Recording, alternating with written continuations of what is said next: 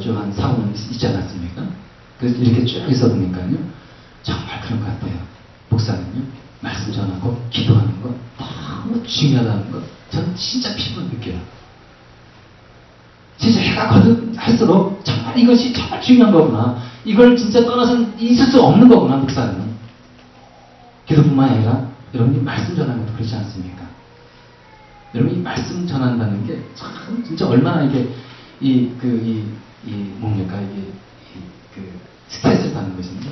마치 저는 이렇게 생각해요. 저는 이제 수요일하고 이제 주일날 말씀 전하지 않습니까? 여러분 그 중간고사 보시죠. 기말고사 보시죠. 여러분 중간고사 이 시험 여러분 준비할 때 스트레스 많이 받지 않습니까? 물론 이제 퀴즈도 이제 보지만은 보통 중간고사, 기말고사 하지 않습니까? 또 기말고사는 어떻습니까? 이거 더 스트레스 받는 거예요. 이 중요한 시험이잖아. 그죠? 그래서 저는 이걸 매주 하는 것 같아요.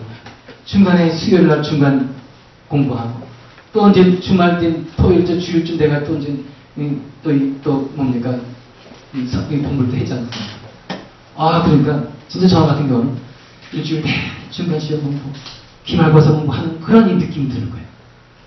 그리고 제가 받는 스트레스가 모르겠어요. 점점 흉한 것 같아요. 월요일만 딱 되면은, 이제 주일날 설교 준비할 걸 이제 생각해야 되는 거예요. 월요일날 이게 잡혀지지 않으면은, 저는 이제 그 다음날, 월요일부터는 잠을 못 자요. 월요일날 뭐가 나와야 되는 거예요. 월요일날 진짜 주일날 해야 할 그 말씀이 이게 뭐가 가닥이 나와야 되는 거예요. 하나님 저에게 말씀 주시지 않으면은, 저는 이제 더 이상 이 월요일날은 쉬는 게 아닌 거예요. 그래서 월요일날은 가장 스트레스 받는 거예요.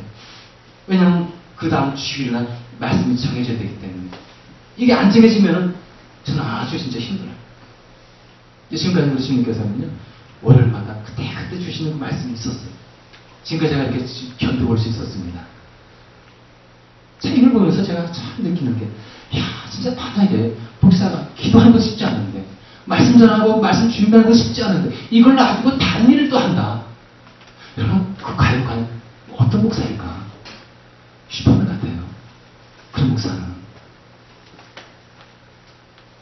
여러분, 우리 다른 일에 매달리지 않습니까? 그러면요, 목사는 기도와 말씀 준비 전념할 수가 없는 거예요. 집중할 수가 없는 겁니다. 여러분들이 저희 본연의 이 본질의 이 목회를 할 수 있도록 여러분들이 저를 또 도와줘야 되는 거예요. 제가 진짜 기도에 최선 다하고 또 말씀 준비도 최선 다할 수 있도록 여러분들이 저를 위해서 많이 기도할 뿐만 아니라 또 도와줘야 되는 거예요. 그래가지고 사도행전 6장에 보면 어떤 일이 있습니까?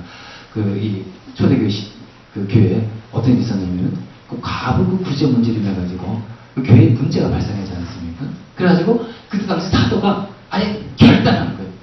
우리가 다른 일 할 것이 아니라 이제 아예 말씀과 기도에 전념하자 해가지고 사도행전 6장을 보겠습니다. 보면 어떻게 나오냐면요, 우리는 기도하는 일과 말씀을 섬기는 일에 헌신하겠습니다. 이 사도들이 결정한 거예요. 사도들이 결단한 겁니다. 이것도 너무 중요한 건데 지금 다른 일에 매달려가지고 우리가 있으면 안 된다는 거예요. 그래서 사도들이 한 그 결단과 이 헌신은 무엇입니까? 그래, 이제 기도하자. 우리가 이제 모여서 이제 말씀 준비하고 말씀 전하는 일에 최선을 다하자. 이 두 가지. 이유가 있는 거예요. 저도 이게 쭉 해보면서 보니까 정말 이 말씀과 기도, 이거 진짜 철저히 준비하지 않고서는 이게 이제 목사의 모습이 아닌 거예요. 너무 중요한 겁니다. 너무 중요한 거예요. 그래가지고 이제 사람들은 이제 탈진하는 이유가 있습니다. 이 중요한 일도 이제 있음에도 불구하고 또 교회를 또 계속 하는 그런 목사들도 보이지 않습니까? 여러분, 탈진하는 이유 중에 여러분 일에 대한 욕심이 지나서 그런 거예요. 그래가지고 마치 자기가 다 일을 해야지만 큰 일을 한 것처럼 생각하기 때문에 일을 놓지 못하는 거예요. 일에 대한 욕심이 지나친 거. 뿐만 아니죠. 일은 또 자기만 해야 되는 거예요. 남이 일을 시키면 이게 시원치 않은 거예요. 믿지 못하는 거예요. 내가 하는 게 낫지. 남에게 맡겨가지고 못하겠다. 해가지고 이제 자기만 신뢰해가지고 거기에 매달려 있는 그런 사람들. 그럼 그 짐들 다 자기가 져야 되는 거예요. 그 무거운 짐들. 그거 어떻게 하겠습니까? 말씀 말씀과 기도 이거 준비하는 거 쉽지 않은데 거기 다른 일에 매달려가지고 그 짐을 지고 가야 하는 그 모습이 얼마나 진짜 이 안 돼 보이겠습니까? 이 모세가 이제 그런 모습이었어요. 물론 그 상황이 어떤 상황인지 모르겠지만 뭐 모세가 욕심이 있어가지고 나 믿지 못해가지고 자기 일을 다 하지는 않았겠지만은 그러나 지금 오늘 이 본문에서 나오는 이 모세의 모습은 어떤 것입니까? 지금 자기 혼자 다 하고 있잖아요. 너무 이것이 안타까워가지고 이드로가 얘기하는 거 아니겠습니까? 그래서 이드로가 제안하는 것이 어떤 겁니까? 여기 보니까 이제 이드로가 이제 모세에게 이제 그 얘기를 하는데 사실 그 모세 보니까 아무리 타고난 지도자라도 이렇게 하면 쓰러질 것 같아요. 그래서 하는 얘기가 21절인데요. 또 자기는 백성 가운데서 능력과 덕을 갖춘 사람, 곧 하나님을 두려워하며 참되어서 거짓이 없으며 부정직한 소득을 싫어하는 사람을 뽑아서 백성 위에 세우고. 그러니까 지금 이드로가 이 장인은 이제 먼저 딱 제안하는 것이 이제 일꾼을 뽑으라는 거예요. 근데 일꾼을 뽑는데 어떤 일꾼을 뽑느냐? 여기 보니까 능력과 덕을 갖춘 사람, 곧 하나님을 두려워하며 참되어서 거짓이 없으며 부정직한 소득을 싫어하는 사람을 뽑는 것. 그러니까 이들도 그거예요.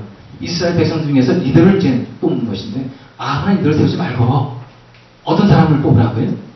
능력이 있고 덕이 있고 은사가 있고 그리고 하나님을 진짜 진실로 섬겨나가는 삶의 모범이 되는 그런 사람을 뽑아서 하나님의 일을 지키라 이겁니다. 이거는 또 이제 뭡니까? 사도행 6장에 보면 또 그게 나와 있죠. 거기 보면 이제 이 사도들이 자기는 말씀과 기도에 이제 전념하겠다. 거기 집중할 것이다. 그러나서 7집사를 뽑아가지고 일을 맡기는데 어떻게 뽑습니까? 뭘 보고 뽑습니까? 자기 기준이 나오는데 또 한번 보겠습니다. 그러니 형제자매 여러분, 신망이 있고 성령과 지혜가 충만한 사람 7을 여러분 가운데서 뽑으십시오. 그러면 그들에게 일을 맡기고 굳이 하는 그 봉사일들 이걸 맡기겠다는 거예요. 신약시대에도요, 초대교회도요, 진짜 이 리더를 뽑고 집사를 뽑을 때 그냥 뽑은 게 아닌 거예요. 기준이 있어요, 기준이. 보니까 어떤 기준이 있습니까? 신망이, 신뢰성이 있어야 되는 거예요. 신뢰가 있고 성령과 지혜가 충만한 사람, 이런 사람을 뽑아서 어떻게 하라고요? 주님 일을 시켜야 하는 거예요. 할 일은 누구나 함부로 하는 게 아니네요. 그죠? 보니까 이런 자격 기준이네요.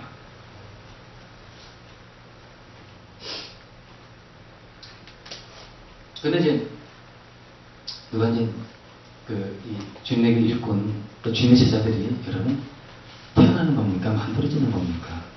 우리 그걸 봐야 되겠죠. 난 진짜 뭐 하나님 일을 하고 싶어도 신망도 없고 성령과 지혜가 충만해서 아는데 어떻게 보면 나 하나님의 일꾼이 될 수 있겠습니까? 주님 제자가 될 수 있겠습니까? 이렇게 생각할 수 있지 않겠습니까? 하나님을 두려워하고 불의를 미워하고 뭐 이런 이 자기 기준이 쭉 나와 있는데 여러분 자녀는 태어나죠. 그러나 주님의 일꾼, 주님의 제자는요 만들어지는 거예요. 아니 처음 태어날 때부터 여러분 성령 충만한 지혜 충만한 사람으로 태어납니까? 처음 이 생 태어났는데 하나님 두려운 사람으로 태어난 사람이 있나요? 그건 아니잖아요. 훈련을 통해서 양육을 통해서 하나님의 일꾼 제자가 만들어지는 거예요. 우리 이것을 봐야 될 것 같습니다. 그리고 이렇게 하나님의 일꾼으로 하나님의 제자로서 이렇게 만들어진 사람들이 교회에서 진짜 왕성하게 주님의 사역에 이제 충성하면 나갈 때 그 교회가 어떤 교회가 되겠습니까? 좋은 교회, 건강한 교회가 되지 않겠습니까? 이제 우리가 이드로가 이제 이렇게 이 자기 기준을 제시하면서요, 그 다음에 또 어떤 얘기를 하냐면 본문을 한번 보겠습니다. 그러면서 이제 얘기하는 것이 뽑아서 백성 위에 세우게 하면서 그들을 1000부장, 100부장과 50부장과 10부장으로 세워서 이렇게 나옵니다. 다시 말해서 이드로가 이제 이 100부장 그 다음에 1000부장, 50부장, 10부장 리더 아닙니까? 그죠? 백성을 이끌어갈 때 리더를 세우라는 것인데 여러분 이렇게 세워가지고 어떠한 유익이 있냐 이거예요. 이드로가 딱 봤을 때 이렇게 일꾼을 리더를 세웠을 때 이 교회에 얼마나 큰 유익이 있는 것인가 이걸 보는데요. 여러분 22절에 보니까 큰 사건은 모두 자녀에게 가져오게 하고 작은 사건은 모두 그들이 스스로 재판하도록 하게. 그래서 뭐 목사가 말씀과 기도만 하는 거 아니고요. 여러분 중요한 문제는 저도 같이 기도하고 같이 이렇게 얘기를 합니다. 그러니까 여러분 그렇게 보시면 될 것 같고요. 그리고 밑에 한번 보겠습니다. 이렇게 그들이 자녀와 짐을 나눠지면 어떻습니까?